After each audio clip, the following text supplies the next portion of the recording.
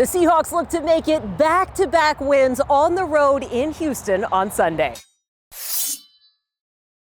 Jen Mueller alongside John Boyle from Seahawks.com with three key matchups for you to keep an eye on when the Seahawks face the Texans.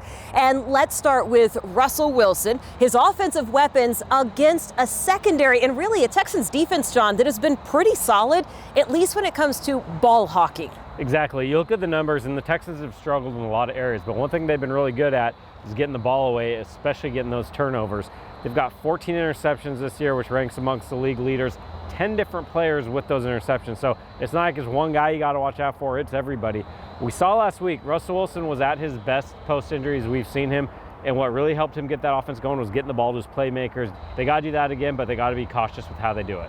You mentioned Houston and their struggles this year. They're at the bottom of a lot of offensive categories, but if you're going to look for a playmaker, Brandon Cooks is it. Seattle familiar with him from his time with the Rams, but what can the secondary minus Jamal Adams expect? Yeah, as you said, they've struggled on offense. They rank 32nd in the league in both points and yardage, but Cooks is a guy you got to take very seriously. He's on his way to what should be his 6,000-yard season in the last 7 years, 742 receiving yards, 65 catches. He's a real threat out there.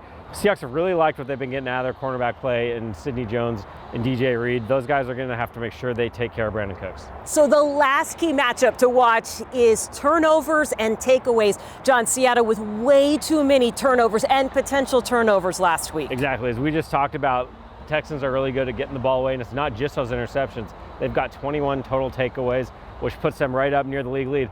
Problem for the Texans is they're near the league lead and giving it away too. They've got 20 turnovers, and they've been all over the board in these games, a lot of turnovers. And the two games they've won this year are two of their only 3 turnover-free games. So for Houston, if you can keep them turning the ball over, you got a great shot at beating them. On the other side of that, as you said, Seahawks over the course of the year have been great taking care of the ball, even with last week's game.